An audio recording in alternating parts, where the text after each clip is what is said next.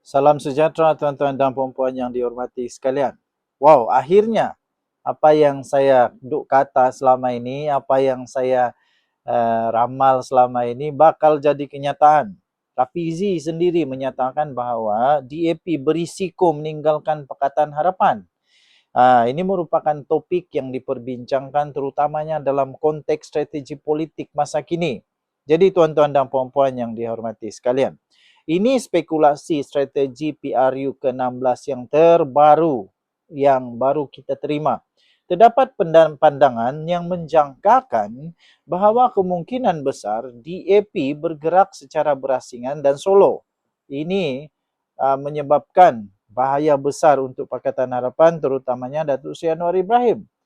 Terdapat pandangan yang menjangkakan kemungkinan DAP bergerak secara berasingan atau membentuk gabungan baru bersama dengan Rafizi Ramli untuk menghadapi PRU16. Ekoran kekalahan teruk di dalam pilihan raya kecil atau negeri, terutamanya pilihan raya di Sabah baru-baru ini. Nah, kedua, ada sentimen dalaman yang perlu untuk dipertimbangkan juga, yaitu beberapa pihak telah menyuarakan kebimbangan mengenai kestabilan Pakatan Harapan dan mencadangkan agar DAP tidaklah terus mengikut rentak rakan gabungan yang dianggap bakal merugikan. Dengan banyak konflik yang berlaku sekarang di dalam PKR sendiri, di mana orang kuat dia, Rafizi Ramli, telah pun dipinggirkan. Malah bila-bila masa saja Rafizi Ramli sebenarnya boleh dibuang, dan sebenarnya secara lembut dia sudah pun dibuang. Cuma saja dia tidak boleh dibuang kerana dia adalah MP kerajaan. Kalau dibuang kosonglah kan dia gitu. Jadi beberapa pihak menyuarakan kebimbangan tersebut. Nah, tuan-tuan dan puan-puan, penafian kestabilan pula sebaliknya pemimpin DAP seperti ahli Parlimen Bangi, Sahrezan Johan menegaskan bahawa Pakatan Harapan berada dalam keadaan stabil. Seia sekata untuk memperkukuhkan reformasi. Hubungan dalam MPH dikatakan utuh dan tidak menunjukkan tanda-tanda perpecahan yang serius. Malah kekal fokus untuk reformasi institusi. Dalam konteks sejarah, kita pernah dengar tuan-tuan dan puan-puan, ini bukan satu yang baru. Dalam konteks sejarah lalu, kita tahu bahawa kenyataan lama oleh pemimpin DAP terutamanya pada tahun 2018 pernah juga menyebut tentang kesediaan untuk meninggalkan gabungan itu jika prinsip perjuangan diketepikan. Ini telah pun dimasukkan di dalam mana? Di dalam berita di Malaysia Gazette dan 7 lagi berita laman berita sesawang arus perdana. Jadi ini bukan perkara yang luar biasa. Ini perkara sudah pernah pun berlaku di mana DAP sendiri menyatakan bahawa mereka sedia meninggalkan gabungan ini sekiranya prinsip perjuangan diketepikan. Secara keseluruhannya tuan-tuan dan puan-puan, isu ini lebih dilihat sebagai satu polemik atau strategi politik dalaman berbanding perpecahan yang nyata. Tetapi ini bukan satu yang mustahil. Ini bukan satu yang mustahil, ini satu yang sangat-sangat tidak mustahil. Pasti boleh berlaku. Dan ada satu video yang saya tengok sekarang ni di DAP berisiko tinggalkan PH. Ikut Rafizi hadapi PRU 16, adakah DAP akan bekerjasama dengan Rafizi meninggalkan Pakatan Harapan untuk bertanding secara solo? Mari kita lihat bersama-sama nanti apa yang terjadi. Okey, tuan-tuan dan puan-puan, mari kita tunggu saja apa yang bakal berlaku. Bye-bye. Sebelum saya teruskan, izinkan saya untuk berkongsi manfaat sesama kita. Bagi anda yang sedang berikhtiar kerana ada sakit penyakit 3 serangkai, kencing manis, buah pinggang, darah tinggi, kolesterol, gout, apa saja penyakit termasuk penyakit saraf, penyakit lelaki, penyakit perempuan, kanser, mata, hati, apa saja. Saya ingin kongsikan produk daripada 4Life Research, Transfer Factor. Produk ini adalah produk saintis yang boleh meningkatkan imun badan anda sehingga 437% kekuatan imun badan.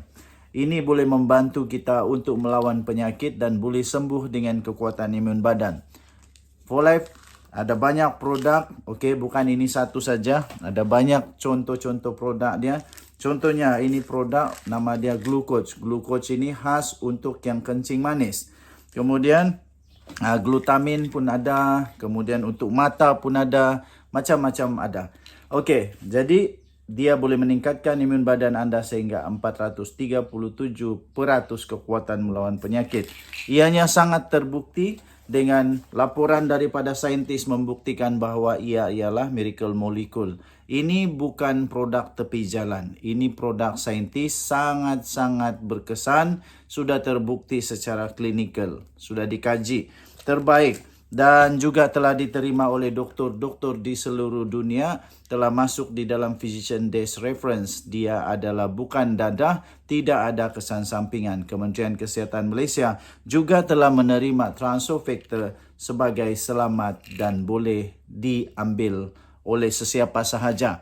Paling bagus, dia bukan sahaja ada testimoni beribu-ribu, berpuluh-puluh ribu, malahan juga dia ada clinical abstract. Transofactor clinical abstract ini keputusan kajian saintis yang telah dilakukan di serata dunia. Bagi anda yang sangat memerlukan, sila dial nombor telefon tertera di atas. Dia akan berhubung dengan anda. Jangan telefon dia, sila WhatsApp dia. Kerana jika anda telefon, dia tidak sambut. Okay?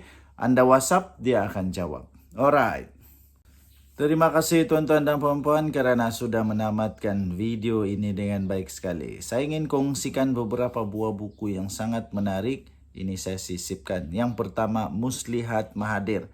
Sekiranya anda berminat untuk melihat bagaimana Muslihat Mahathir yang dituliskan di dalam buku ini, anda boleh baca ini untuk menambahkan pengetahuan anda, untuk anda tahu siapa Mahathir yang sebenarnya. Buku ini sangat luar biasa. Ketika saya membaca, saya terkejut. Wow! Dan saya semakin berilmu. Buku yang kedua yang saya ingin kongsikan pada anda ialah Pemikiran Tun Mahathir. Ini ditulis oleh seorang pakar yang sangat-sangat luar biasa, merungkai. Dia kasih pecah semua pemikiran Tun Mahathir. Ini bukunya yang sangat luar biasa. Sekiranya anda mau tahu macam mana Mahathir punya cara berfikir, ini dia. Dan yang ketiga, buku yang saya ingin kongsikan bagi anda ialah tajuk dia Paradise Lost Mahathir. Okey, ini dia beritahu bagaimana paradise itu surga yang diwar-warkan di Malaysia nampaknya sudah hilang menurut Mahathir. Ada buku ni, kalau anda berminat untuk beli, tekan, ada di Shopee. Okey, saya bagi link dia. Alright.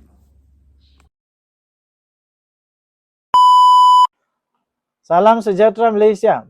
Baru sebentar tadi saya dapat satu maklumat yang agak mengejutkan. DAP menarik sokongan daripada Datuk Seri Anwar Ibrahim. DAP tidak lagi mau memberikan sokongan kepada Pakatan Harapan, PKR, kerana tidak lagi setuju dengan Datuk Seri Anwar Ibrahim. Itulah yang saya nampak dalam satu thumbnail dari satu channel video YouTube. Hei, ini pelik betul. Tapi tidak mustahil untuk DAP letak jawatan pula, tarik sokongan. Sekiranya mereka sudah puas, tidak lagi mau bekerja sama dengan PKR, mereka mau berjalan solo, mereka tidak peduli lagi sama ada boleh menjadi kerajaan ataupun tidak perlu jadi kerajaan, yang penting mereka menegakkan apa yang mereka rasa benar, tidak mustahil mereka menarik sokongan. Dan sekiranya DAP menarik sokongan, saya pasti Datuk Seri Anwar Ibrahim dalam masalah cukup besar. Dalam masalah yang sangat-sangat besar. Okey, so sekarang ini huru-hara di media sosial, terutamanya media sosial yang berkaitan dengan politik, yang mana nampaknya memang tidak dinafikan Datuk Seri Anwar Ibrahim memang sedang kehilangan sokongan sekarang. Ini memang sah. Saya dapat sahkan bahawa Datuk Seri Anwar Ibrahim sekarang ini sedang kehilangan sokongan. Di mana di Negeri Sembilan sudah hilang sokongan. Kemungkinan besar akan ada tempat yang lain lagi yang dikuasai oleh UMNO atau yang bergabung dengan UMNO, Datuk Seri Anwar Ibrahim bakal kehilangan sokongan lagi. Takkan Zahid biarkan saja semua ini berlaku kan? Takkan Zahid tak tahu? Dia tahu, mesti tahunya lah. Takkanlah Presiden Parti tidak tahu apa yang berlaku di dalam selok-belok parti dia sendiri. Ini mesti Zahid tahu. Tapi apapun kita tidak pasti sama ada ini direstui oleh Zahid Hamidi atau nanti bakal akan ada penafian daripada Zahid Hamidi. Kononnya dia tidak tahu, kononnya tiada apa-apa berlaku, kononnya macam-macam lagi penafian. Kita tunggu saja. Tapi satu yang pasti ialah Datuk Seri Anwar Ibrahim memang sedang kehilangan sokongan. Ya, walaupun begitu kalau saya ditanya siapa Perdana Menteri seterusnya, itu yang bikin bingung. Itu yang bikin bingung. Siapa yang boleh jadi Perdana Menteri seterusnya? Itulah yang paling bikin bingung. Tapi DAP, saya pikir setakat ini DAP tidak akan tarik sokongan dan itu hanyalah satu sandiwara politik, sandiwara ura-ura. Walau bagaimanapun, di Malaysia memang segala sesuatu kebanyakan bermula dengan kabar angin. Oke, bermula dengan kabar angin dan akhirnya jadi kabar benar. Nah, kita tunggu saja adakah kabar angin akan menjadi kabar benar sekali lagi kali ini. Saya pun tidak tahu, kita tunggu sajalah no. Oke, baik, tinggalkan komen. Salam sejahtera tuan-tuan dan puan-puan yang dihormati sekalian. Selamat petang kepada anda semua. Tuan-tuan dan puan-puan yang dihormati sekalian, adakah Seri Paduka Baginda yang di Pertuan Agong bakal akan terima surat perletakan jawatan daripada Perdana Menteri Malaysia sekarang ini, Datuk Seri Anwar Ibrahim? Adakah Baginda yang di Pertuan Agong bakal akan menerima surat permohonan pembubaran Dewan Parlimen Malaysia tidak lama lagi? Ini semua perkara yang sentiasa tidak mustahil di dalam politik Malaysia. Ini semua adalah perkara yang biasa terjadi di dalam politik Malaysia, yang pernah terjadi dan tidak mustahil untuk berlaku sekali lagi.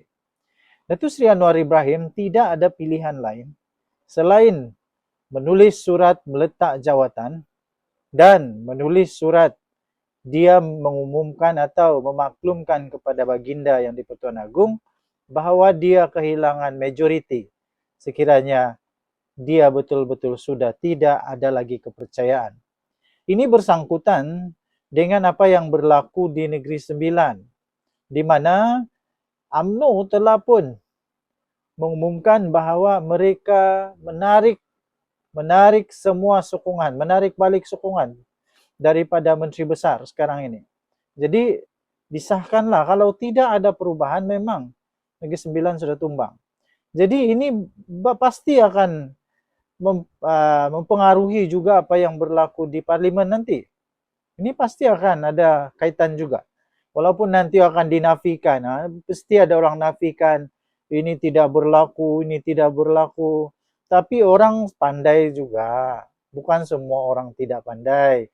Bukan semua orang tidak pergi universiti. Bukan semua orang tidak pergi sekolah. Ramai orang pandai juga. Ramai orang pandai untuk menilai keadaan semasa juga. Dan penilaian saya, ini pasti akan ada domino effect. Ini pasti akan ada juga kaitannya dengan apa yang berlaku nanti di Parlimen. Tidak mustahil, kemungkinan tidak mustahil jika Zahid Hamidi merancang untuk menarik balik semua sokongan UMNO daripada Datuk Seri Anwar Ibrahim. Ini tidak mustahil. Dan sekiranya UMNO dapat meyakinkan sekutu-sekutu yang lain atau ahli parlimen bebas yang lain, memang Datuk Seri Anwar Ibrahim perlu letak jawatan. Tetapi setakat ini kalau hanya UMNO sahaja menarik diri, UMNO saja meletak jawatan kah atau tarik sokongan kah atau tiba-tiba khianat kepada Datuk Seri Anwar Ibrahim kah, Datuk Seri Anwar Ibrahim belum tumbang. Tetapi kalau ada domino effect, memanglah jadilah.